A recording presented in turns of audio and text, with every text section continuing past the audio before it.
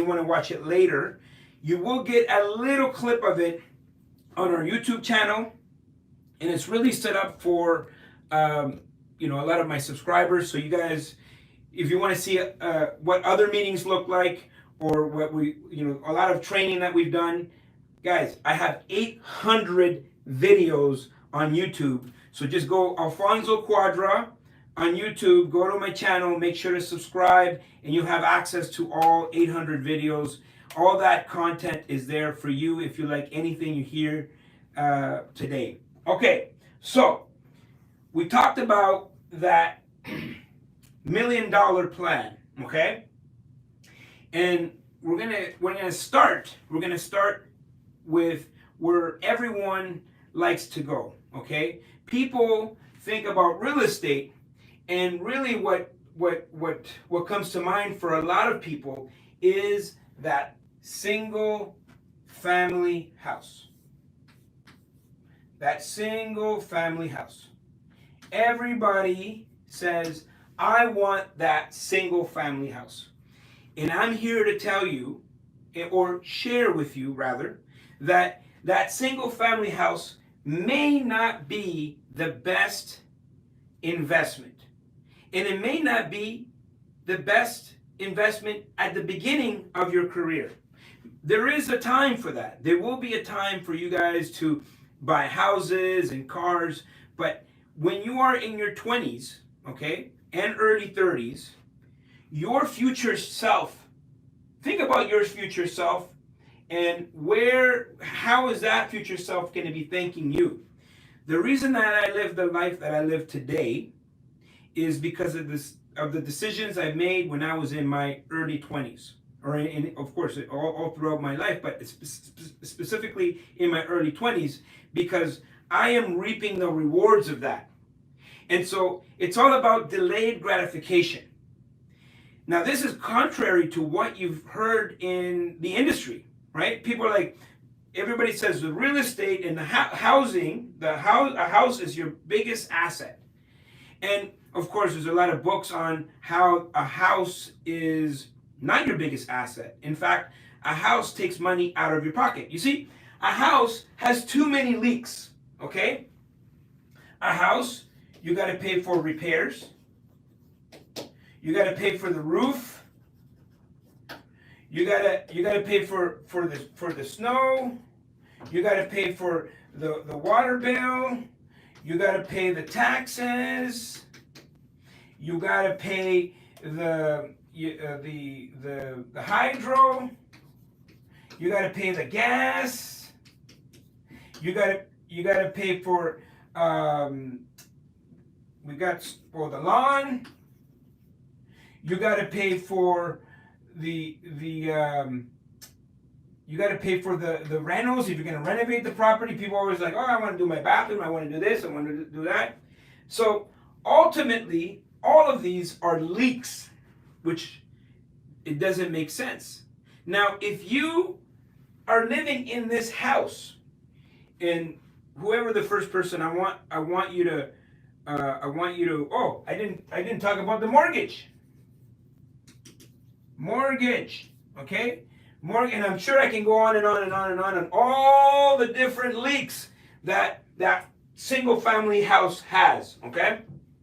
So one of you guys, you can unmute yourself and tell me who pays for all of these leaks. You do. Me? Yeah, you. The owner of the house, right? The owner of the house. The owner of the house, so if it's your own primary residence, you are the one that is paying for all of these expenses. And so what happens is when people buy a house too early, at the beginning of their career, or at the beginning of their investment career, they end up handcuffed to the house because now they have to go to a job. They have no choice to go to that job and be stuck there in maybe a job that you don't like because you have all of these expenses and you can't even breathe. You can't even look at buying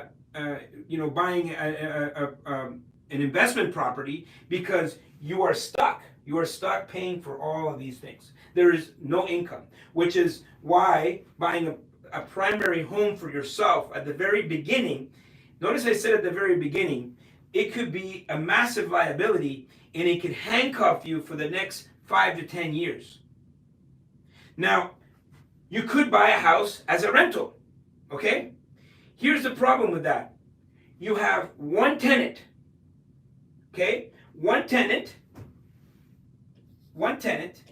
Let's say that tenant is giving you $2,000 a month, okay, in rent. Okay, let's make it $3,000 a month for this house, okay? What do you think the cash flow at the end of the month is going to be if with those $3,000 you have to now go and pay all of these expenses? Wouldn't they pay their own like utilities though, and then they would mow their own lawn and shovel their own snow as well? Sure, good point. But do you have to pay the mortgage? Mm-hmm. Do you have to pay renovation and upkeep and property management? Do you have to pay taxes and water? Yeah. So going to buy a house as a rental, it's never a lucrative idea unless you already have money and you just need to park your money somewhere. Okay? At the beginning of your career, you need to maximize what you have. And some people already start with some resources. When I started, I didn't have any resources. I was pretty much starting from scratch. And so you need to use all of the resources that you have available. Now, here's the other thing, and I think it's the biggest factor of why the single family home doesn't work as an investment or even as an investment for yourself. Now, I'm talking to two different types of people. And you have to determine where you are in your investment as an investor. Are you someone that wants to be an investor, or are you happy being a consumer? Are you happy having that 40 hour a week job for the next 40 years of your life? Maybe you have a career. You don't need investment. So for those people, I would say buying their own personal house is actually a benefit because it forces them to save. Even though you have all of these expenses, you are paying down a mortgage. And so from that perspective, if you had no other alternative, if you did not want to be an investor, if you did not want to get into real estate, and you just wanted to coast for the next 40 years, and you were not going to make an investment into real estate, then at that point I would say, yes, buying a house makes sense for a consumer. But I'm in a room full of investors and people that want to leave or create freedom or have a different life than the average 96% of the people out there. And the issue is that 96% of the people out there are sold a bill of goods, right? Everybody says, hey, buying a house is your biggest investment, your best investment. You buy that house and you hold on to it, and in 25 years it will be paid off, which is true. But they're not thinking about all of these leaks, So there's a reason why I buy. This is your house. I would go after multifamily. Okay? Multifamily. Okay? Multifamily, the house versus the multifamily. Now, we still have the leaks. We still have the leaks in the house. You still have the same leaks. The multifamily, the triplex, the fourplex, the fiveplex, the tenplex, the apartment building still has the same leaks as the single family house. Here's the difference. You have more income to pay for all of those expenses. The same expenses, right? If you had three single family homes, you have 3 roofs versus you buying a triplex, you have 1 roof. Here's another factor. The value of the single is based on comparables, which means to come up with a value, it's based on emotion, what people are feeling. So if people are excited at that time, if they're excited, let's say it's a time where everybody wants to buy real estate. It's a seller's market, for example. People become emotionally attached, and the way that they determine the value of that property is based on what other people are buying the property for in that particular street, neighborhood, whatever it is. And so basically, the way that they come up with the value of a single family home is based on emotion, which is the reason why the single family home is the most expensive piece of real estate you will ever buy. Now, over here with the multis, it's all based on the numbers. So one side based on emotions, how beautiful, how the grass is cut. The couples go to the house and they envision their whole family living there, and they walk around the house and they hold hands and they're like, honey, I think we're home. And that's how they will determine the value of that house and how much they're willing to pay for it, and also how much they can afford, versus the multifamily, where the value is determined based on the numbers. And it's basic business 101, economy of scale. The more units you have in a particular property, the lower the cost per unit. You guys know about Costco. You go to Costco, you buy in bulk. Why do you buy in bulk? Well, you get a lower cost per unit because you're buying in bulk. This is like shopping at Costco, right? You have more units in one area, on one piece of land, on one property. So you have more rents. You're collecting more rents, and now it becomes a business versus emotional. Now, if you're starting at a triplex, there is emotions involved because that's where the majority of the consumers are, the competition. But as you start to go up in numbers, it gets less and less emotional, and it becomes more and more like a business. Here's the other thing with multifamilies, okay?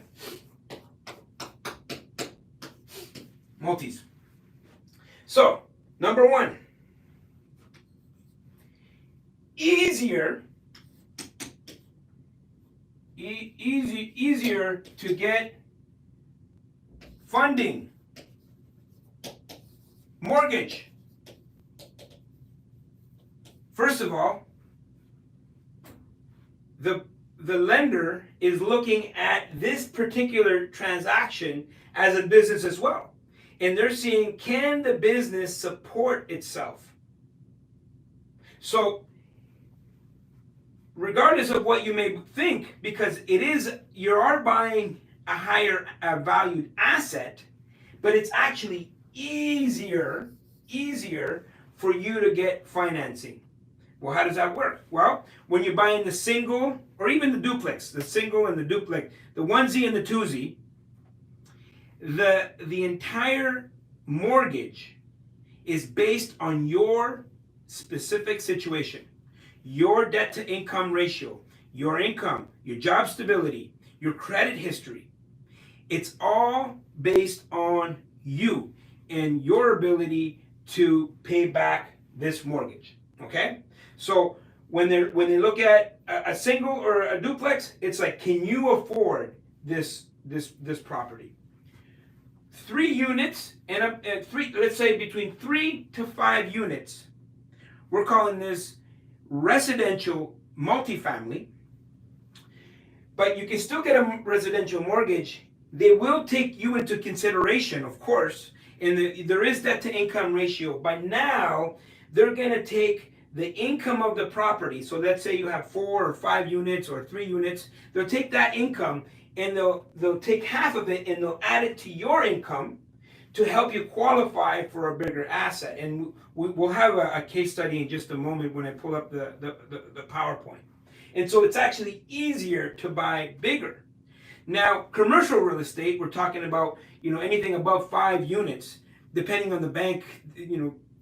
Some banks look at 6 even as a residential, but at the end of the day, we're talking about commercial financing is very much dependent on the asset itself.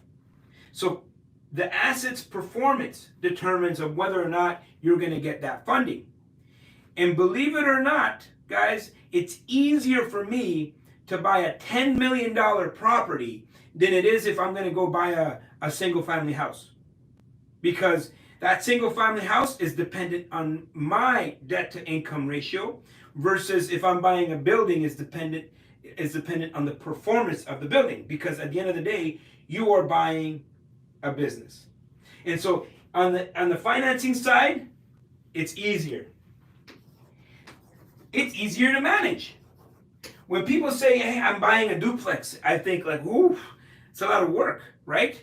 For example, we talked about the amount of leaks a small deal has. Like the single has all of these expenses, okay?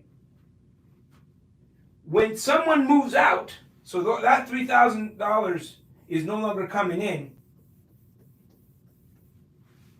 you are now 100% vacant. And at this point, you are now struggling to pay all of these expenses. You may even get a little desperate and put in the wrong person because, you know what? You need to cover all of these expenses. When someone moves out of my, for example, 50-unit apartment building, it's a non-event.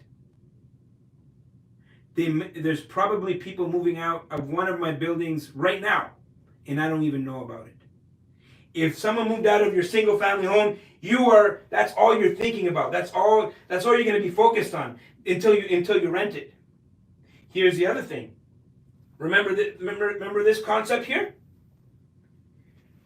Multifamily, you still have the same amount of expenses, but you have more income to cover those expenses. And because there's more income, now you can afford for other people to manage your property. There's more money there available for someone else to manage that property. So in terms of the management, it becomes easier to manage. So less time. Contrary to what people tell you, when you share with people that you want to buy apartment buildings, I'm sure people think to themselves, "Oh my God, I can't imagine, you managing that. I can't imagine someone managing all of these expenses with no income coming in." And so it's easier to finance, easier to manage,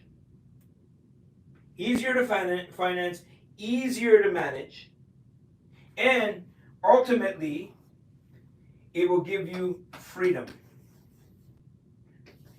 It will give you the freedom that you need, because now if you accumulate a portfolio, you start building a portfolio, and that's what I'm going to show you in just a moment. You start building a portfolio of assets that are income generating. They're income generating assets. At one point in time, you will get to choose. You will have the opportunity to choose on whether or not you are going to continue to go to your job, or you get the luxury of choosing what you want to do with your life versus going to a job for the next 40 years of your life, and you may not like that job, but you have no choice because you have all of these expenses is what handcuffs people to their job.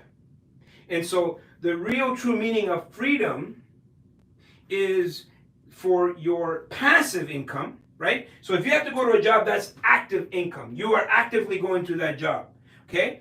Even a business, you're actively, if it requires your time, you're actively pursuing that money. That means it's going to require your time.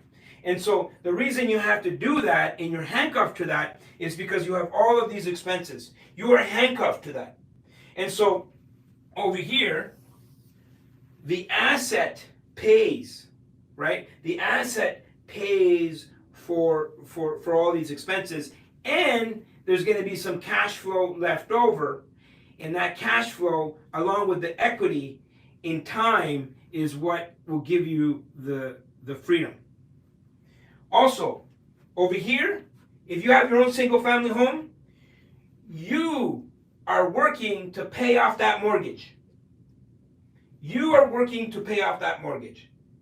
Most people have a house, can't do anything, can't go on vacation. You know, they take one vacation a year, they go and spend all this money, and then that's it. They're tapped out. They're tapped out on the amount of the vacations they can take because they're working to pay down that mortgage. Versus the multifamily, you have multiple people going out there to work for you. This is the true meaning of having the money work for you, because you do the job once, and it's going to pay you for life. It's going to pay you for life.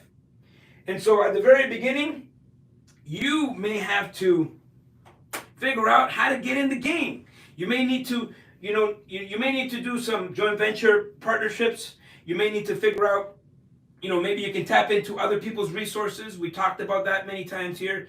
But you have to figure out how to get in the game. And I'm going to pull up the strategy here. And I'm going to say thank you for watching. Don't forget to comment down below, subscribe, hit the bell to be notified the next time we're doing a video. And guess what? Like, share, dislike, I don't care! Let me see how that looks.